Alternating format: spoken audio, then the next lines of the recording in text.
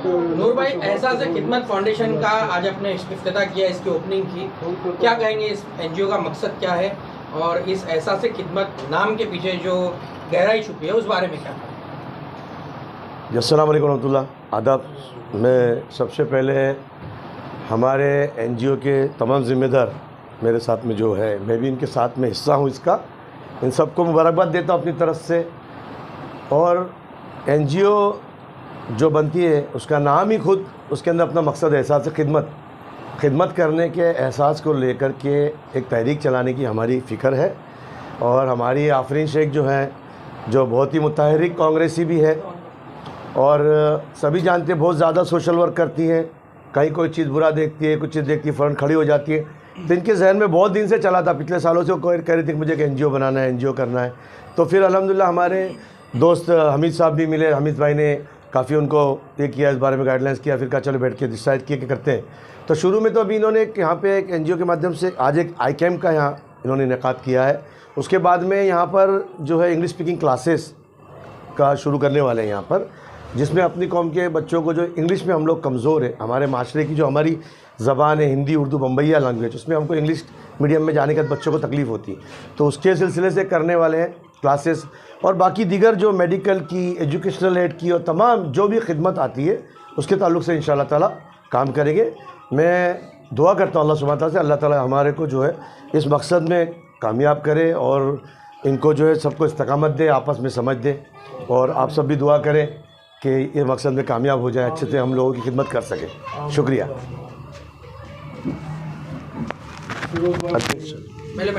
अध्यक्ष मैडम क्या कहेंगे इस एनजीओ के बारे में?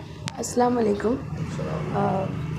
जैसे बोलने के लिए अब तो कुछ रहा ही नहीं है, सब इसका जो भी फॉर्मेट था नूर खतीब सर ने बता चुके हैं कि एहसास खिदमत का मुकाम वो रहेगा कि लोगों के लिए एहसास रखना। जब आप लोगों के लिए एहसास रखते हो तो खिदमत खल का काम कर सकते हो।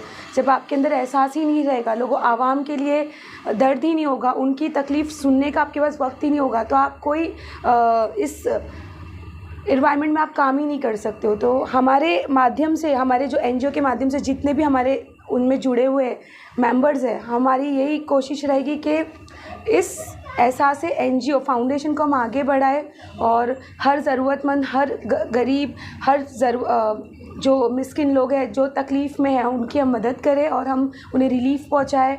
हमारे फाउंडेशन के ज़रिए से हम उनकी खिदमतें अंजाम दें, बस हमारा यही प्रोटोकॉल रहेगा इंशाल्लाह। बस अल्लाह हमें इसमें कामयाब करे और आप लोगों की दुआ भी इसमें शामिल है और रहेगी इंशाल्लाह ताला। एक शेर बोलना चाहूँगा भाई।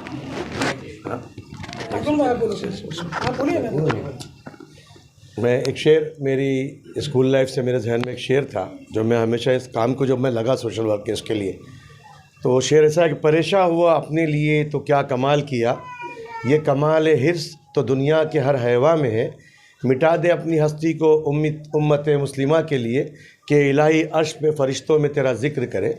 इस जज्बे के साथ हम सोशल लाइफ में दाखिल हुए थे और उम्मत मुस्लिमा यानी कि सारी कम्युनिटी जो दुनिया में मौजूद है, सिर्फ मुसलमान नहीं है, मोहम्मद सल्लल्लाहु अलैहि वसल्लम आखिरी नबी है और सारे दुनिया के इंसान उनके उम्मती है, चाहे कोई माने या ना माने, तो सबों की खिदमत करना, सारी ह्यूमनिटी की service to man is service to God, उसी बेस पे शुक्रिया। और मैं आपके ज़रिए से आने वाले रमज़ान शरीफ की तमाम हमारे दुनिया के मुसलमानों को मुबारकबाद देना चाहता हूँ। जज़ाकल्लाह खैर। फिरोज भाई क्या कहेंगे? बिस्मिल्लाहिर्रहमानिर्रहीम। अल्लाह का बहुत बड़ा एहसान है कि आज हम लोग सब यहाँ पे जमा हुए और बहुत ही नेक काम की शुरुआत हम उन्हें की है। मैं सबसे पहले मुबारकबाद दूंगा आफरीन शेख को जिन्होंने इस काम की बुनियाद रखी। मुमरा के अंदर इंशाअल्लाह ताला ये काम बहुत ज़ोर में चलेगा और इन सब कामों में जो लोग शरीक है अपनी दिलो जान से इस पर मेहनत करेंगे और अल्लाह तबारक व तआला इस काम के लिए हमको जो हम करना चाहते हैं वो सारा पूरा करें। और मैं आफरीन शेख से पूछने कि इस उनका जो जज्बा है काम करने का और जो लगन है एनजीओ के लिए, और उन्हें नाम भी बहुत माशाल्लाह बहुत ही सोच समझ के रखा है, एहसास खिदमत फाउंडेशन करके। और इसमें जो भी लोग जुड़े हुए हैं और आगे भी जो भी जुड़ेंगे, मैं गुजारिश करता हूँ कि ज़्यादा से लोग इसमें जुड़े और ये काम अंजाम दें और अल्लाह ताला इस काम को कामयाब करे और हम सबको काम करने की ताकत और हिम्मत अता फरमाए। अस्सलाम वालेकुम। मुझे तो इस एनजीओ की और एक बुनियाद रखने में जो मेरे लोगों ने मेरा मदद किया है, हामिद साइन सर, नूर खतीब भाई, मेरे शौहर अजमल शेख, मैं, मेरे साथी फ़िरोज़ शेख, मेरी दोस्त सबा जो आपके पीछे है, मेरी टीम के अधिकारी है, मेरे और भी लोग हैं इस फाउंडेशन के, ये सब हकदार है, उन्होंने मेरा सपोर्ट किया है। और बस मेरी यही दुआ है कि 2 ज़बानी आज मैं अपने शौहर कभी बोलते नहीं, मीडिया में आते नहीं हैं, मैं आज इनसे कोशिश करूँगी कि कुछ बोले ये। अस्सलाम वालेकुम हज़रात। वैसे तो मैं कभी टीवी या कैमरे के सामने आया नहीं, बट यस एक इम्पॉर्टेंट चीज़ है जो आप लोगों को बोलना चाहूँगा। एक मैसेज बहुत इम्पॉर्टेंट है, एहसास खिदमत।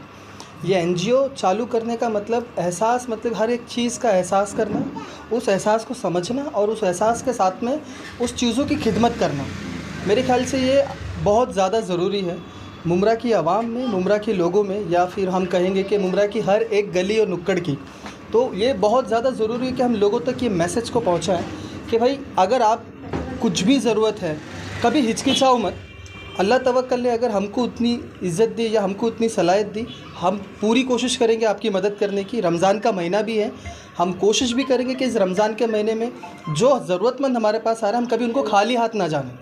कोशिश तो यही रहेगी। और रही इंग्लिश स्पीकिंग क्लासेस की, देखो हमारे मुमरा जैसे एरिया में, और मैं बोलता हूँ यहाँ पे बहुत सारे क्लासेस हैं, ऐसे नहीं कि नहीं है, बट और भी थोड़ी इम्प्रूवमेंट की ज़रूरत है।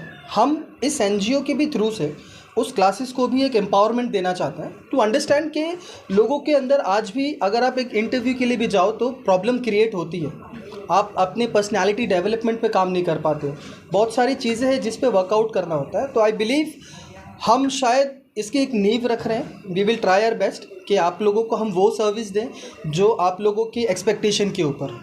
So I hope my message is very clear to team and everyone of else, and I really congratulate to Afreen. You know, she's trying to do better as much as possible from her end, and we'll see what best we can cater to the public of Mumra. Thank you so much.